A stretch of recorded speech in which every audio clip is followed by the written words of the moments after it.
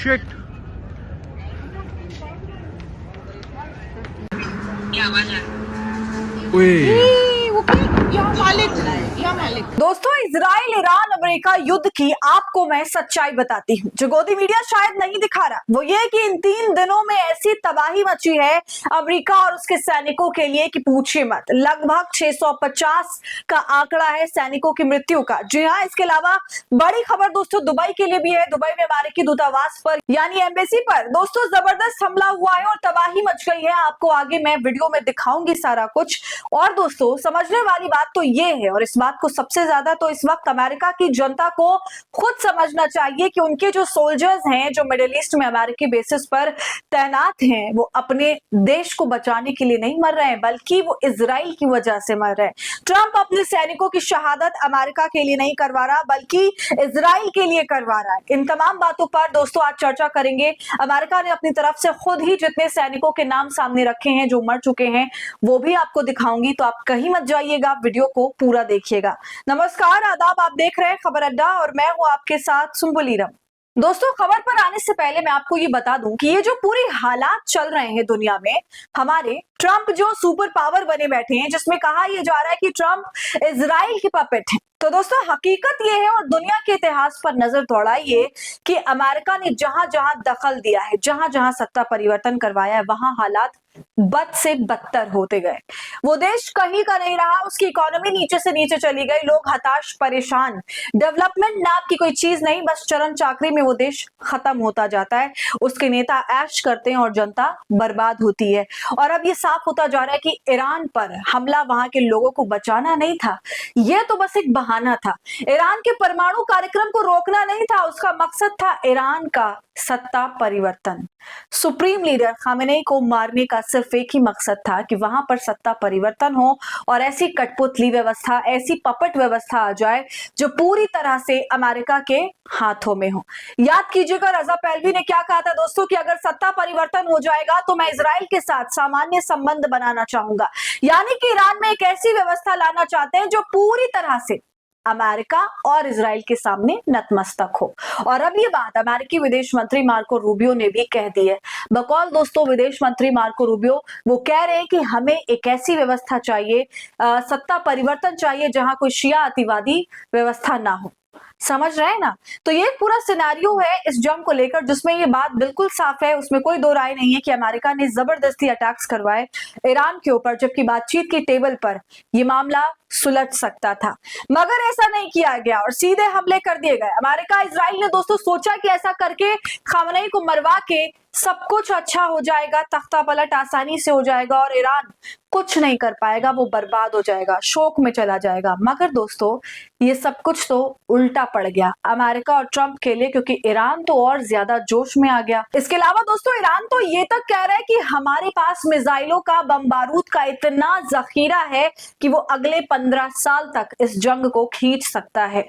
जी हाँ दोस्तों, ये अलग बात है, लेकिन ईरान का इस तरह का स्टेटमेंट देना बहुत कुछ बताता है कि वो पीछे नहीं हटने वाला है, डट कर खड़ा रहेगा जब तक खड़ा रह सकता है। और अब देखिए इसी बीच ट्रंप की यकीनन हालत खराब हो रही है, क्योंकि उसके सैनिक लगातार मरते ही जा रहे हैं। हालांकि वो इस बात को कबूल नहीं कर रहा है, मगर ईरान की मीडिया और वहां के मिलिट्री हेड जो है वो ये लगातार बता रहे हैं कि आज इतने आंकड़े हैं, कल इतने आंकड़े हैं। ईरान की न्यूज वेबसाइट है दोस्तों, मीडिया हाउस है, देखिए तस्नीम न्यूज एजेंसी, इसमें खबर छपी हुई है साफ तौर से और लिखा हुआ है कि यूएस फोर्सेस में भारी कैजुअलिटी देखने को मिली, लगभग 650 सैनिक मारे गए। ये बयान है आईआरजीसी का दोस्तों। खबर में देखिए आगे क्या लिखा है। Islamic revolution guards core IRGC ने मंगलवार को कहा कि ईरान के 2 प्रॉमिस 4 जवाबी अभियान के पहले 2 दिनों में 650 से अधिक अमेरिकी सैन्य कर्मी मारे गए या घायल हुए, क्योंकि ईरानी सेना ने पूरे क्षेत्र में अमेरिकी ठिकानों और युद्धपोतों को निशाना बनाया। दोस्तों आईआरजीसी के प्रवक्ता ब्रिगेडियर जनरल अली मोहम्मद नैनी के अनुसार बहरीन में अमेरिकी नौसैनिक संपत्तियों और सैन्य मुख्यालयों पर मिसाइल और ड्रोन हमले सहित इन हमलों ने यूएसएस अब्राहम लिंकन विमान वाहक पोत को ईरानी तटीय जल से पीछे हटने के लिए भी मजबूर किया। हमने इस पे खबर करी थी दोस्तों।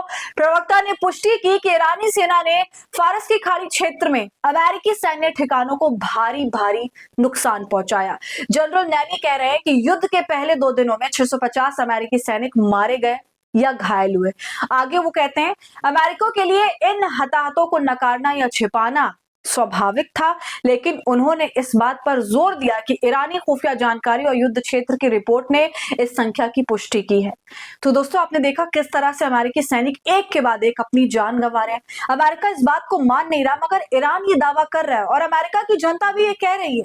और दोस्तों, ऐसी तबाही दुबई में भी मच रही है। ईरान ने अब दुबई में अमेरिकी एम्बेसी पर हमला शुरू कर दिया और इस वक्त ईरान दुबई में मौजूद अमेरिकी एम्बेसी पर पूरी शिद्दत के साथ हमला कर रहा है। पूरी ताकत के साथ ईरान दुबई पर बमबारी कर रहा है और दुबई का यूएई का एयर डिफेंस सिस्टम जो है अमेरिकी एम्बेसी पर होने वाले इस हमले को रोकने में नाकाम हो गया। अमेरिका का जो फौजी अड्डा है, वहां जो एयर डिफेंस सिस्टम लगा हुआ है, वो दुबई में होने वाले एम्बेसी पर इस हमले को नहीं रोक पाया। दोस्तों, वहां से लगातार तस्वीरें आ रही है, स्क्रीन पर आप ये वीडियो देख सकते हैं। ये जो वीडियो है दुबई में मौजूद अमेरिकी एम्बेसी की वीडियो है और इस वीडियो में धुआं उठ रहा है, हर तरफ आग लगी हुई है। और अल जजीरा की रिपोर्ट है, टाइम्स ऑफ इजराइल की भी रिपोर्ट है, ईरान ने पूरी शिद्दत के साथ इस अमेरिकी कंसुलेट पर बमबारी की है, खतरनाक तरीके से इसको नुकसान पहुंचाया। और अभी यूएई की और दुबई की रिपोर्ट दोस्तों सामने आई कि इस हमले में किस तरह का कोई नुकसान नहीं हुआ, किसी तरह की कैजुअलिटी नहीं हुई है, मगर इंफ्रास्ट्रक्चर में जमकर तबाही हुई है दुबई की। और इससे पहले आप जानते हैं दोस्तों, अमेरिका की जो खुफिया एजेंसी है उसका ब्रांच दुबई में जो था मौजूद, CIA, उस पर भी शुरुआत में हमला हुआ था। हम सभी ने देखा था कैसे इसमें पूरी तरीके से आग लगी हुई थी। उसके बाद एयरपोर्ट पर हमले हुए, जिसकी वजह से एयरपोर्ट पूरी तरह से ठप हो गया, आवाजाही बंद हो गई। और अब अमेरिका की एम्बेसी पर मिसाइल गिरी है, तो ये हाल है। तो दोस्तों, आप देख सकते हैं कि जो अमेरिका सुपर पावर बनने का ढोंग करता है, किस तरह से अब इतिहास की सबसे बुरी जंग में फंस गया है।